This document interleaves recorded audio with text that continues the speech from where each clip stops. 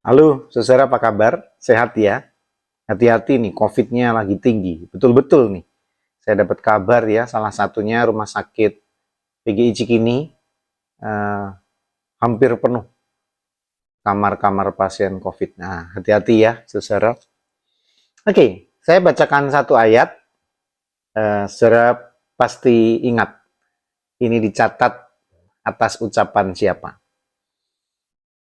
Sesudah itu Raja berkata, ambilkan aku pedang. Lalu dibawalah pedang ke depan raja. Kata raja, penggalah anak yang hidup itu menjadi dua, dan berikan setengah kepada yang satu, dan yang setengah lagi kepada yang lain.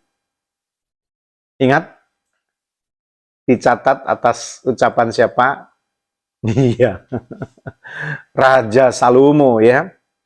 Nah, ini tertulis dalam satu Raja-Raja pasal 3 ayat 24 dan 25. Pada saat Raja Salomo harus menjadi hakim, itu salah satu tugas raja, dari sebuah sengketa, dari sebuah perselisihan, dan pada waktu itu memang perselisihan yang rumit ya, karena ada dua ibu, sama-sama punya bayi, yang satu mati, yang satu hidup. Nah, dua-duanya mengakui bahwa bayi yang hidup itu adalah miliknya. Dan mereka rebutan gitu. Kalau di zaman sekarang sebenarnya sederhana aja ya, tes aja DNA selesai. Di zaman itu ya nggak sesederhana itu ya, saudara. Jadi ini mau cari saksinya susah nih kan. Ini yang mana nih bayi ini, bayi siapa ini? Dan Raja Salomo teringat bagaimana naluri seorang ibu. Nah, ibu yang sejati pasti tidak akan merelakan anak kandungnya, bayi yang dicintainya, mati sia-sia. Maka si ibu kandung nggak rela bayinya dibelah. Dan dia memilih untuk, oke, aku yang ngalah, sudah ambil anak itu. Yang penting hidup. Ya. Nah, yang menarik adalah keputusan Raja Salomo itu ya, dilematis. Waduh, itu situasi yang sangat-sangat tidak mengenakan. Saudara. Barangkali saudara pernah dalam situasi seperti itu ya, dilematis. Ya, bahkan memilih salah satu dari dua atau tiga, itu kesemuanya nggak ada yang baik gitu. Sangat sulit kita bisa berada di situasi seperti itu. Beruntung kalau pada saat pilihan itu sedemikian sulit, diberi waktu. Ah, itu enak saudara ya. Kita bisa mikir, bisa gumuli, bisa pikirkan, betul-betul didiskusikan, dipertimbangkan, masak-masak. Enak tuh. Tapi kalau mendesak, waduh, itu rasa-rasanya luar biasa ya. Diberi waktu yang singkat untuk memilih sesuatu. Nah, bagaimana itu harus kita lakukan? Ya, yang pertama-tama, saudara, adalah kalau kita dalam situasi yang seperti itu, yang pertama-tama hindari keputusan yang menguntungkan diri sendiri. Itu yang utama nih. Sebaik-baiknya menguntungkan diri sendiri, lebih baik menguntungkan orang lain.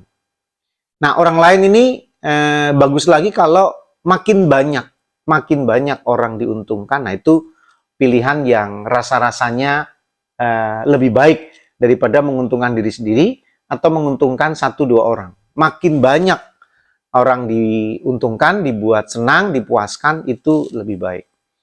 Yang kedua adalah pertimbangkan kebenarannya, ya, kebenarannya. Dari pilihan-pilihan itu mana yang paling benar? Benar menurut siapa? Gitu. Sekali lagi jangan menurut diri kita ya, menurut kaidah yang berlaku, menurut hukum yang berlaku, menurut aturan yang berlaku, gitu, menurut kebiasaan yang ada dan lain sebagainya. Jadi pertimbangkan dengan sudut pandang semacam itu. Jadi kalaupun ada pilihan yang paling baru, alternatif terbaru, yang tidak ada rujukannya, yang belum pernah ada contohnya, yang belum terbukti kebenarannya, itu yang paling dihindari. Itu yang paling dihindari. Nah, kemudian yang ketiga, lihat dari sisi spiritualitasnya. Artinya,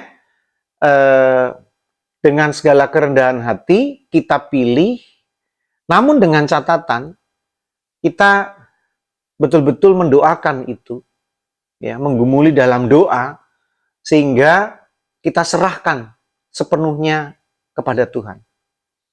Kalau kemudian pilihan itu berjalan dengan baik, puji Tuhan. Berarti Tuhan juga berkenan. Tapi kalau kemudian itu pilihan salah, pilihan itu merugikan, pilihan itu nggak tepat, ya sudah. Kita mengakui dengan segala kerendahan hati, mengakui ketidaktepatan pilihan itu. Nah, bertambah usia, bertambah jabatan, bertambah tanggung jawab, bertambah pekerjaan, kita nggak bisa menghindari situasi-situasi yang pelik seperti itu. Mengambil sebuah keputusan atas 2 atau 3 atau 4 pilihan. Dan terkadang pilihan-pilihan yang sangat sulit, sangat dilematis. Nah, untuk itu memang kita harus mempersiapkan diri ketika kita tiba di dalam situasi yang seperti itu.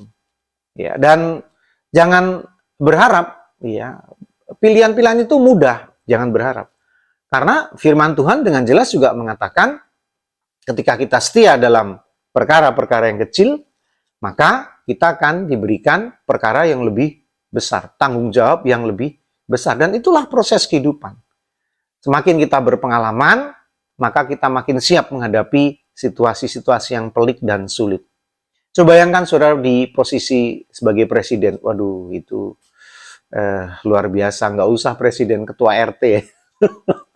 Itu aja sudah luar biasa. Nah, untuk itu dengan mengharapkan hikmat dari Tuhan, maka pilihan yang sulit, pilihan yang dilematis, ya, pilihan yang tidak mudah, kiranya bisa kita lewati dengan baik dan tepat. Apa yang kita putuskan, apa yang kita pilih itu tepat.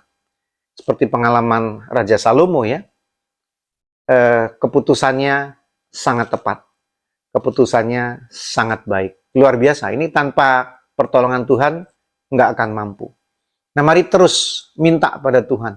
Tambahkan hikmat, tambahkan hikmat, tambahkan hikmat, tambahkan hikmat. Karena dengan hikmat itulah akan memandu pikiran kita. Dengan pikiran yang penuh hikmat, kita punya hati nurani. Dan kalau itu digabungkan, pikiran penuh hikmat dan hati nurani, karena kebenaran firman Tuhan, maka pilihan-pilihan kita, keputusan-keputusan kita adalah keputusan-keputusan yang terbaik, yang Tuhan kehendaki, yang jadi berkat sebanyak-banyaknya orang lain. Bersiaplah menghadapi banyak tantangan, banyak pilihan yang harus saudara putuskan, terlebih nanti tahun 2023, wow, katanya keadaan makin sulit, bersiap-siaplah, bersiap-siaplah. Kita akan menghadapi situasi yang lebih pelik, dan cari hikmat, itu yang terutama. Masih bersama saya dengan Pendeta Yudi dalam renungan Mas, esok masih ada solusi.